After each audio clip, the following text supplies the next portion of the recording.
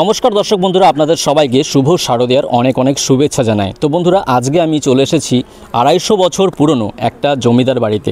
তো সেখানে কিন্তু এই যে দুর্গাপুজোর যে অনুষ্ঠান, সেই অনুষ্ঠানে যোগদান করতে। তো বন্ধুরা, আজকের এই ব্লগে আপনাদের 250 বছর পুরনো জমিদার বাড়ির দুর্গাপুজোর সমস্ত অংশর খুঁটিনাটি আপনাদেরকে দেখাবো। তো সঙ্গে থাকুন, আশা করি আজকের ব্লগটা খুব ইন্টারেস্টিং হতে চলেছে। তো দর্শক বন্ধুরা, 250 বছর পুরনো যে জমিদার বাড়ি, সেই জমিদার বাড়িতে দুর্গাপুজো কিন্তু এখনও চলে আসছে। তো সেই দুর্গাপুজোর অনুষ্ঠানে আজকে আমি যোগদান করতে চলে এসেছি এই জমিদার বাড়িতে। এবং এই যে জমিদার বাড়ির যে মা দুর্গা, সেটার যে মূর্তি, সেটা এখন আপনাদের সামনে আমি তুলে ধরছি।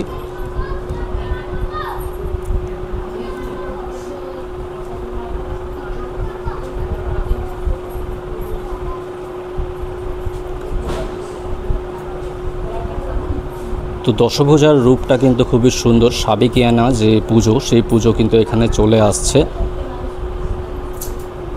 এবং এই গ্রামে প্রত্যেক বছর এই পুজোকে কেন্দ্র করে কিন্তু মানুষের মধ্যে একটা আনন্দ, উন্মাদনা এবং একটা পুরো গ্রাম মেতে ওঠে।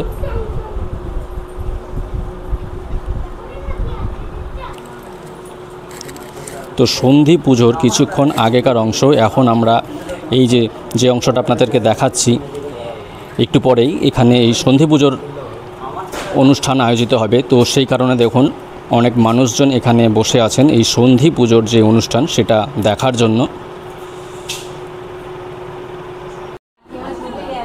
তো বন্ধুরা, এই জমিদারি প্রথার যার হাত ধরে শুরু হয়েছিল, তিনি হলেন দুর্গা দাস মণ্ডল।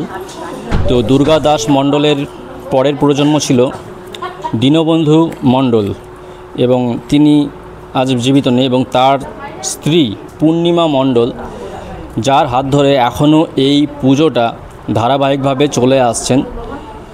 এই যে ইনি হচ্ছেন পূর্ণিমা মণ্ডল, যিনি 90-এর ঊর্ধ্বে বয়স, কিন্তু তিনি এখনও এই যে জমিদার বাড়ির যে প্রথা দুর্গাপুজোর, সেটা এখনও জারি রেখেছেন। ওনার হাত ধরে এই পুজোটা চলে আসছে। 200 থেকে 250 বছর পুরনো জমিদার বাড়িতে যে পুজো, সেই পুজোতে অংশগ্রহণ করতে পেরে কিন্তু আমার বেশ ভালো লাগছে। এটা কিন্তু একটা আলাদা রকমের অনুভূতি। এবং এই যে পুজো, সেই পুজোকে কেন্দ্র করে প্রত্যেকটা গ্রামবাসীর মনে কিন্তু একটা আনন্দ, খুশি। তো সেই কারণে দেখুন, আস্তে আস্তে পুরো গ্রামের মানুষজন এখানে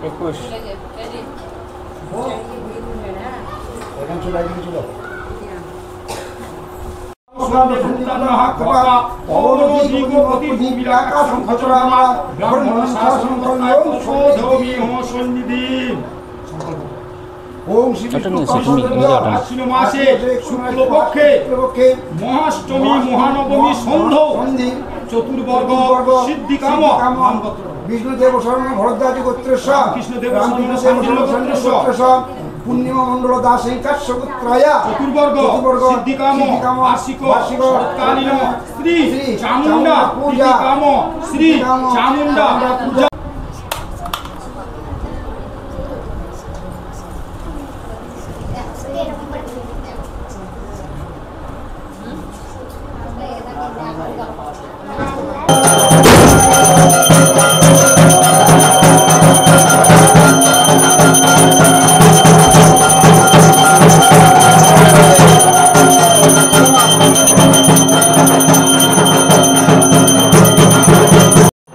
তোমরা দেখতে পাচ্ছ সন্ধি পুজোর যে আয়োজন, সেটা চলছে, সন্ধি পুজো চলছে এবং পুরোহিত মশাই আরতি করছেন।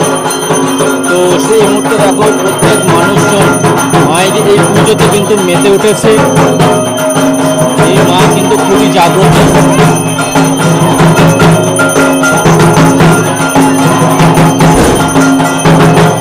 প্রত্যেক বছর কিন্তু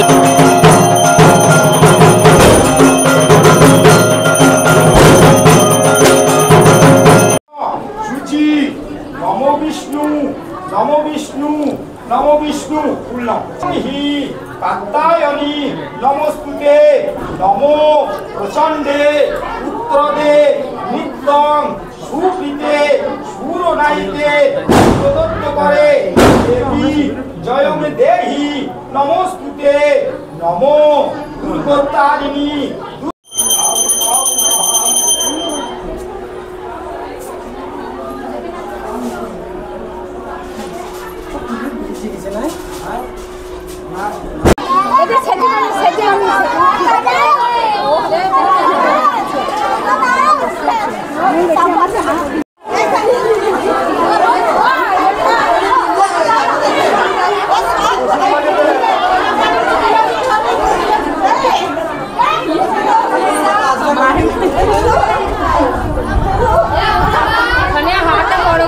তো দর্শক বন্ধুরা, এই যে জমিদার বাড়ির যে পুজো এবং সেই পুজোর যে মূল পুরোহিত, সেই পুরোহিত মহাশয়ের কাছ থেকে এই পুজোর সম্বন্ধে কিছু কথা আমি জেনে নেব। এই পুজোটা আমার দাদু করে গিয়েছে এবং আমার বাবা করে গিয়েছে। তার পরবর্তী আমি আবার একজন এসেছি, মানে 3 পুরুষের পুজো, 200 বছরের পুজো, জমিদারদের দুর্গাদাস মণ্ডলের পুজো, এবং সবই কিছু এখানে ওনাদের দানে ত্যাগ শিকার আছে।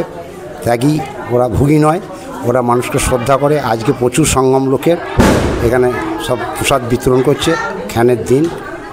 এমনি ধরুন এদের জমির জায়গা আসায় বিষয়, প্রচুর সম্পত্তি। এরা হচ্ছে জমিদার, নইলে আপনার স্কুল দান করেছে, হাসপাতাল দান করেছে, পালিতলা দান করেছে। এদের দান মানে এদের ত্যাগ স্বীকার করা বিরাট কঠিন। এরা ত্যাগী। এরা এখনও পূর্ণিমা মণ্ডল, দীনবন্ধু মণ্ডলের স্ত্রী পুজোটা চালাচ্ছে। দীনবন্ধু মণ্ডল 250 বছর পুজো, 250 বছর পুজো। এবং গ্রামে তখন এই একটাই পুজো হতো, এখন হয়তো 20টা ঠাকুর হয়েছে। এখন একটাই পুজো এখানে, সবাই বাইরে সব লোকজন এখানেই আসে সন্ধি পূজার দিনে, কেন এই পুজোটা প্রথম আগেকার পুজো, সেই জন্য সব উপচেরা এইখানেই আসে। এবং এখানে সব কিছু বিতরণ হচ্ছে। ওনার এক নাতি আছে, মেয়ের ছেলে, মেয়ে মারা গিয়েছে, সেই নাতি এখন টাটবাটটা দেখছে। এবং বয়স, দিদিমায়ের বয়স হয়েছে প্রায় 95 বছর। এখন উনি সেবা চালাইছে, দুর্গাপুজোর সেবা চালাইছে। ওনার এত বয়স। অনেক অনেক ধন্যবাদ। তো দর্শক বন্ধুরা, 250 থেকে 300 বছর পুরনো জমিদার বাড়িতে এসে কিন্তু খুব ভালো লাগলো। তো এই যে জমিদার বাড়ির পুজোতে আজকে আমি অংশগ্রহণ করলাম। সেই জমিদার বাড়িটা কালীগঞ্জ থানার অন্তর্গত জুরানপুরে দক্ষিণ পাড়ায় অবস্থিত। এটা বাবুদের বাড়ি নামে পরিচিত। তো দর্শক বন্ধুরা, জুরানপুরের দক্ষিণ পাড়ার 300 বছর পুরনো যে জমিদার বাড়ি, সেই জমিদার বাড়ির 4র্থ প্রজন্ম গৌরব দাসকে আমরা পেয়েছি। তো গৌরব দাসের কাছ থেকে কিছু এই বংশের ইতিহাস এবং কিছু গুরুত্বপূর্ণ তথ্য জেনে নেব। নমস্কার, আমি গৌরব দাস। দুর্গাদাস মণ্ডল যে জমিদার বংশের সূচনা করেছিলেন, সেই বংশের 4র্থ উত্তরাধিকারী আমি। উনি সম্পর্কে আমার মাতামহের পিতা। এই পুজোটা স্টার্ট হয়েছিল 1705 খ্রিস্টাব্দে, যখন একটা কড়িকাঠ খুবই অলৌকিকভাবে এখানে ভেসে এসেছিল, এবং সেই কাঠটিকেই তখন ওনারা দেবী জ্ঞানে পুজো করতে স্টার্ট করেন। এবং তার পরবর্তীতে 1800 শতকের শেষের দিকে দুর্গাদাসের মাতা আল্লাধি দেবী দাসী, উনি ওই কড়িকাঠটি নির্মাণ করেন মৃন্ময়ী রূপে, এবং ওই পুজো করার পর দুর্গাদাসের জন্ম হয়, যার জন্য ওনার নাম রাখা হয় দুর্গাদাস মণ্ডল। দুর্গাদাস মণ্ডল তৎকালীন যিনি এখানকার হেস্টিংস নামের একজন, লর্ড হেস্টিংস নামের একজন নীলকর সাহেব ছিলেন। 1905 সালে বঙ্গভঙ্গ যখন হয়, তখন চারিদিকে প্রচণ্ড চাষি কৃষক বিদ্রোহের জন্য ওনাদেরকে এখান থেকে চলে যেতে বাধ্য হতে হয়। সেই সময় উনি নীলকুঠির সমস্ত সম্পত্তি, দুর্গাদাস এক তরুণ যুবক তখন, তাকে দেখে মনে হয়েছিল সেই নীলকুঠির সাহেবের যে ইনি পরবর্তীতে সম্পত্তি সঠিকভাবে দেখাশোনা করতে পারবেন, এবং তার খুবই বহুমুখী প্রতিভা ছিল। তার একটা জাতিকে উন্নত করার একটা প্রকল্প নিয়ে তিনি হেঁটেছিলেন, এবং নীলকর সাহেব তখন তার সেই সমস্ত সম্পত্তি দুর্গাদাস মণ্ডলকে দান করে দিয়ে চলে যান। পরবর্তীতে তিনি স্কুল নির্মাণ করেছেন, পোস্ট অফিস রয়েছে, এবং ব্যাংকও তার সম্পত্তিতে রয়েছে, বিভিন্ন জনহিতকর কার্যাবলী করেছিলেন। ওই জমিদারেরই 1705 সালে প্রতিষ্ঠিত এই মন্দির। 1705 সাল থেকেই 1905 সালে উনি এই মন্দিরটি নির্মাণ করে জাঁকজমকভাবে পুজোটা আরম্ভ করেন। যদি একদম কড়িকাঠের আমল থেকে দেখা যায় তবে এটা অবশ্যই 3 শতাব্দী প্রাচীন একটি পুজো। আর জাঁকজমকভাবে মৃন্ময়ী রূপে যে পুজোটা সেটা 1905 সালের থেকে আরম্ভ হয়েছিল। বর্তমানে যিনি এই বংশের শেষ উত্তরাধিকারী রয়েছেন পূর্ণিমা মণ্ডল, সেবায়িত এবং কোষাধ্যক্ষ, জোরানপুর দুর্গাদাস সরলবালা এস্টেট, উনি এটা চালাচ্ছেন এবং পুজোটা এই পুজোটাতে যেহেতু গ্রামের প্রথম পুজো তাই গ্রামের লোকজনদের একটা বিশাল বড় পার্টিসিপেশন লক্ষ্য করা যায়, যেটা ছাড়া পুজোটা হয়তো সম্ভবই হতো না।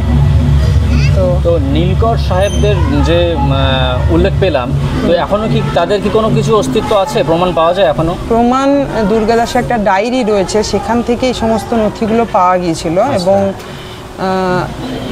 জোরানপুর ডিএস হাই স্কুল যেহেতু উনি প্রতিষ্ঠা করেছিলেন তাই ওই প্রতিষ্ঠাতাকে নিবেদন করে ওরা একটা বই প্রকাশ করেছিল, সেই বইটায় রয়েছে কিছু কিছু জিনিস। তো লর্ড হেস্টিংস আর লর্ড হেগেল সাহেব এই দুজনের উল্লেখ ওখানে পাওয়া যায়, যারা তখন নীলকর হিসেবে এখানে ছিল। আর হেগেল সাহেব ছিলেন ওনার গৃহশিক্ষক। দুর্গাদাসকে জাস্ট নাম সই করা সহ কিছু কিছু জিনিস শেখানো হয়েছিল, কারণ তখন উনি মোটামুটি নিরক্ষর ছিলেন, তো প্রচণ্ড বিচক্ষণ মানুষ ছিলেন। এবং এই পুজোটাও উনি পরবর্তীকালে খুব ভালোভাবে চালু করেছিলেন এবং দেখতেন যে থাকতে পারে এবং তাদেরকে জমিদান বিভিন্ন কিছু করতেন এই পুজো উপলক্ষে। গরিবদের প্রতিও তার মানে একটা সদর্থক দৃষ্টিভঙ্গি ছিল। বলছি গ্রামে কি কোনো নীলকুঠি বা কিছু আছে নাকি? নীলকুঠির ধ্বংসাবশেষ একটা পাওয়া যায়, এটা আমাদের কাছারি বাগান নামে পরিচিত, জোরানপুর ডিএস হাই স্কুলের ঠিক অপোজিটে ওখানে আছে একটা, এখনো ধ্বংসাবশেষ দেখতে পাওয়া যায়। আচ্ছা আচ্ছা।